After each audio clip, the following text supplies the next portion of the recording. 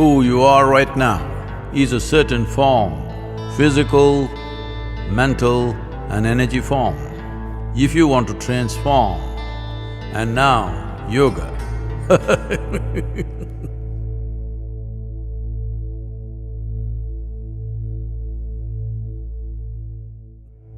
This is something we've been talking forever, but now they've discovered it with $1 billion research. And I've seen hundreds and thousands of people who just become healthy and well.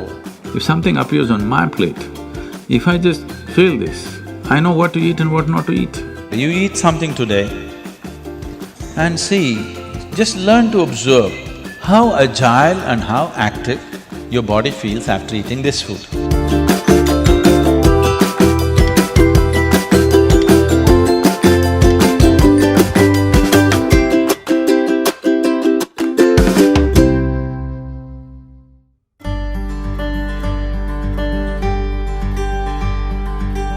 The simple thing right now that's a rage in the world is, if you come to our ashram, all the people there who are physically immensely active eat 10 o'clock in the morning, 7 o'clock in the evening, 2 meals.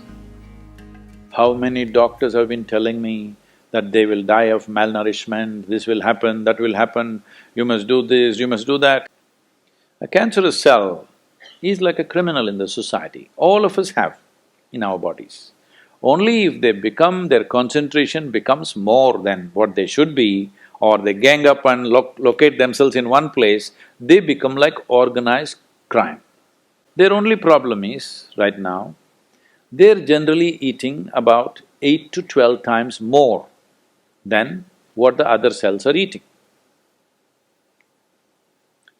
So if you just give sufficient break between one meal and the other, most of them will die because they cannot survive.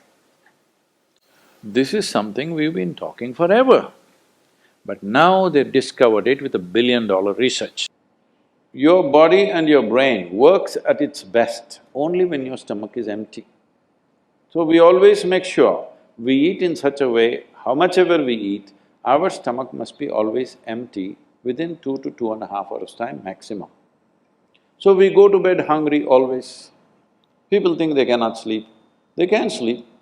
Any correction and purification that needs to happen in the body, your stomach needs to be empty. It's very, very important. Otherwise, the purification on the cellular level will not happen. You pile up things and then you have all kinds of problems.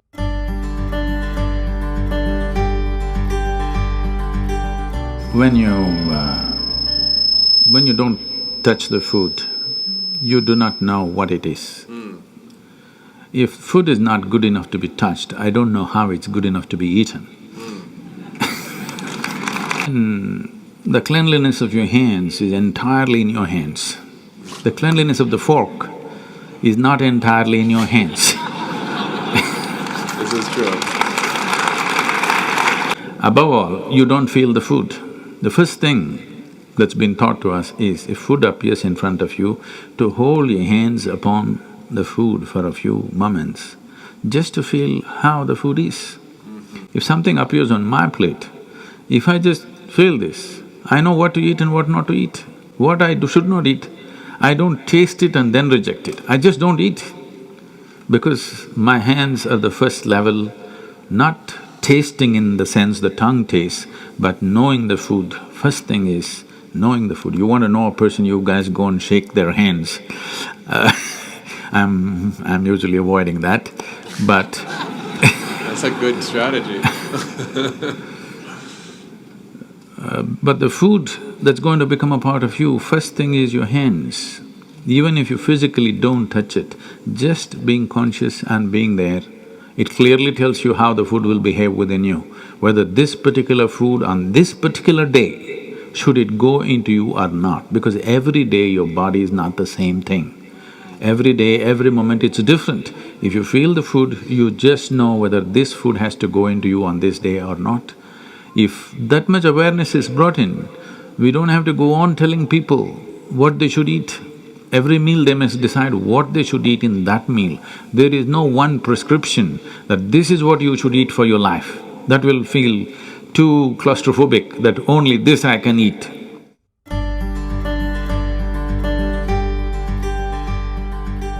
Your selection of food and consumption of food also must happen consciously. More than what you eat, how you eat it is also equally important. When I say how you eat it, these are all live substances.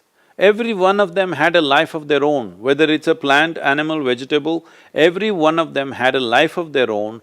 Now in some way, you're making food out of it, you must consume it with utmost gratitude.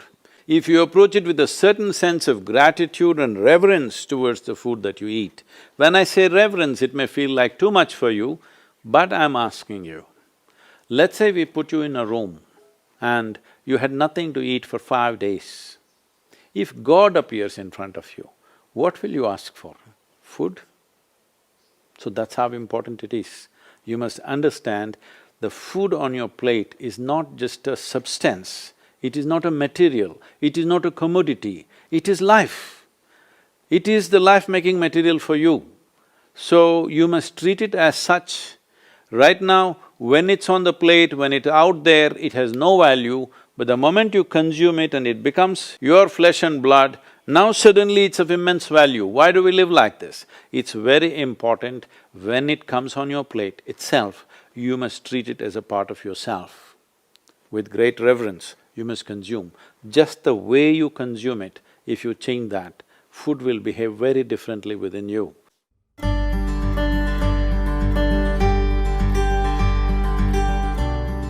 You must experiment with food, not just by the tongue, but by the body. You eat something today and see, just learn to observe how agile and how active your body feels after eating this food.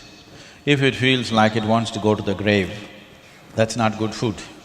If it feels like it wants to be alive after eating this, except coffee, because that's a stimulant.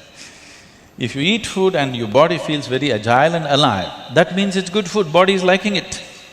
If you eat something, it feels dull, that means it's not liking it, it's having difficulty with it, that's why it feels dull. So just on this basis, there's a much… this is a very simplistic way of putting it. Just bring 40 to 50% of the food in its raw form, that means it's alive. It must be a live cell, it can be a vegetable, it can be a fruit, it can be a nut, it can be sprouted gram. At least 40 to 50%, the food that you eat must be alive. You eat dead food and you want to live, this is a little difficult thing to do, because you have to raise the dead now. Among the pranic substances, there are a few vegetables which are very highly pranic. It will bring you enormous amount of energy. At the same time, it keeps your nerves very calm.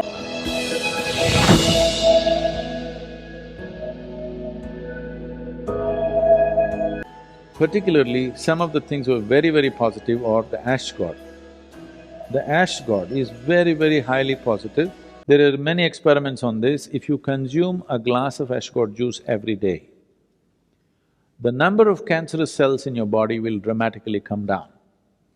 And you will see clearly the sharpness of your intellect will enhance itself. Especially children must drink ash god juice. Daily consumption of ash god, you will see distinctly your mind seems to be clearer and sharper. This will be noticeable within a few weeks of consumption of ash god. You drink a glass of ash god juice, it gives you enormous amount of energy. At the same time, it keeps you very calm. One should consume it as much as you can. But those of you who are asthmatic, who are susceptible to colds and coughs, such people, if you consume ash god juice, you may immediately have colds because it cools the system. So if such a problem is there, such people should always add a little bit of honey or pepper to ash god juice and consume it. This will neutralize the cooling effect of the ash god to some extent. When we were eating for survival, we ate whatever we could lay our hands on. Now that we have choices, we have to choose what's best for the body. If we don't choose like this, then we will somehow live and go. All these things are relevant only for those people who are constantly striving how to better their life, how to perform little better, how to open up another dimension of life.